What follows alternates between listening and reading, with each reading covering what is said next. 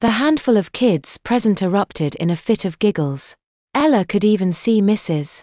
Hernandez up front clamping down on her knuckle in order to stifle a snort of laughter.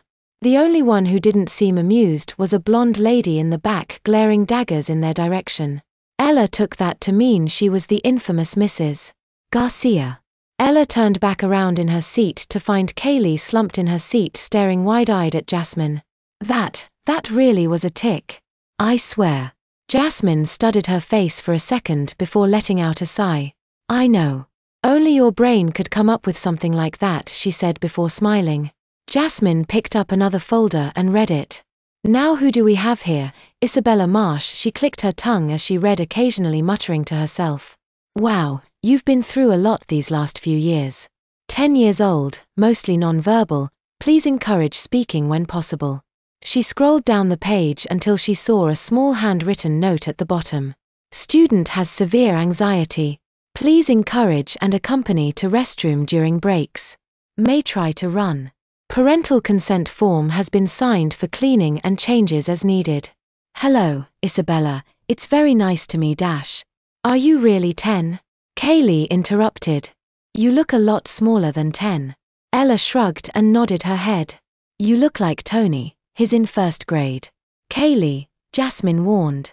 Sorry, she mumbled back before craning her neck and shouting, elephants. Would you like a tour, Isabella?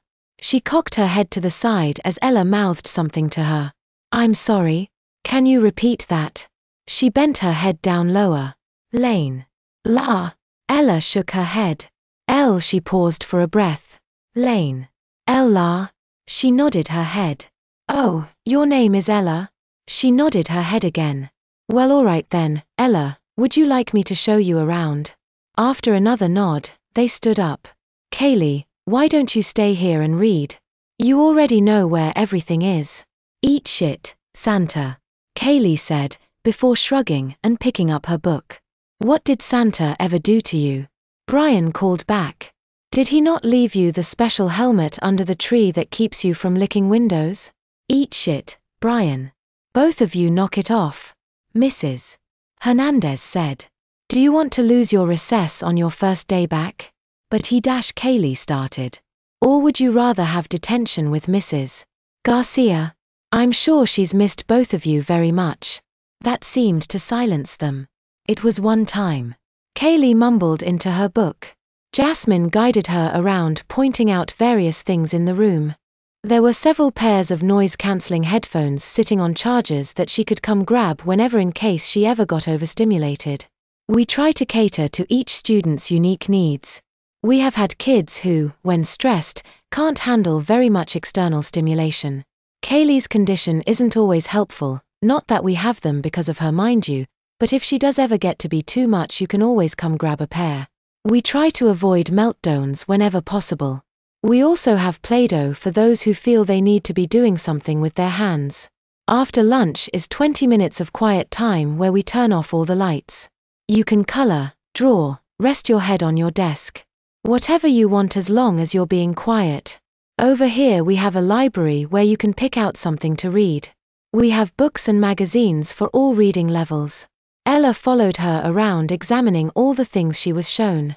She was especially interested in the headphones. She wished she could take some home for when Danielle and Heather were going at it. Next she was led out a door onto a balcony that overlooked a playground with sand. She loved the feeling of sand running through her fingers. She was already looking forward to recess when she could go play in it.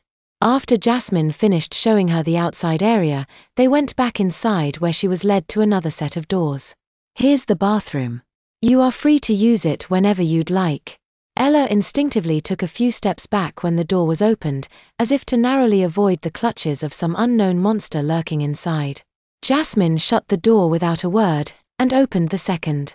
Ella cautiously peeked inside and relaxed. It reminded her of the locker room at the gym they went to. Heather had been thinking of joining a gym, so she had taken Danielle and Ella with her on the tour to see what they had thought of the place. Heather wanted to lose weight, Danielle needed to stay active for soccer, and Ella had been told she needed to do light exercises to build her strength back up. So off they had gone to their local Planet Fitness just to check it out. Ella had lost interest a few minutes in as they walked along the rows of treadmills and exercise bikes. She hadn't been paying attention when the female tour guide began leading them down a hallway. Ella looked up in time to see a fork in the path. To the left hung a sign that said, "Women's Restroom," and to the right, "Women's Locker Room." Ella had hung back as Heather and Danielle poked their heads around and checked out the restroom, but had followed them to the right out of curiosity. She had never seen a locker room before.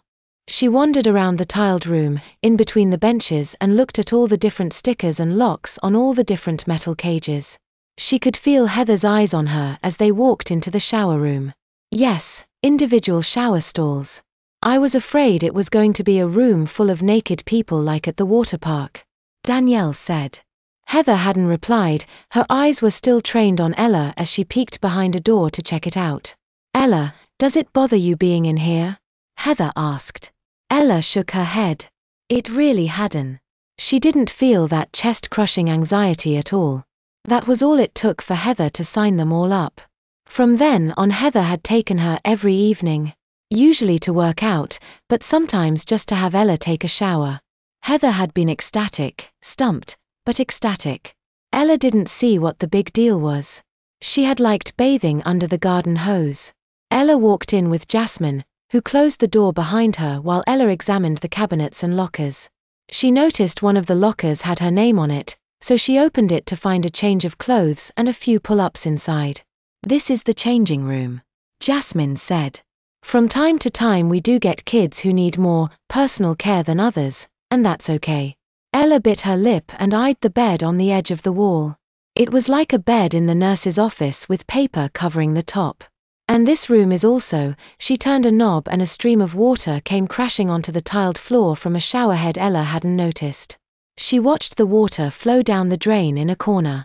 "The floors are a little slanted, so be careful when walking in here," Jasmine said while removing the showerhead nozzle to show her.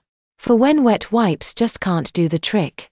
Ella shuffled from foot to foot wishing Jasmine would turn off the water. She hated the sound of running water. It always made her have to pee. "And here," Jasmine said after turning off the water and opening another door. "This room and the bathroom are connected." Ella looked, but couldn't hide the fear that darkened her face. She knew her bucket wasn't here, so she'd have to use the bathroom eventually. Heather had been trying desperately to wean her off of it.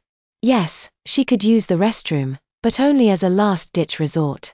She still had a habit of holding it until the very last second, and sometimes on bad days she couldn't work up the courage in time and end up having an accident.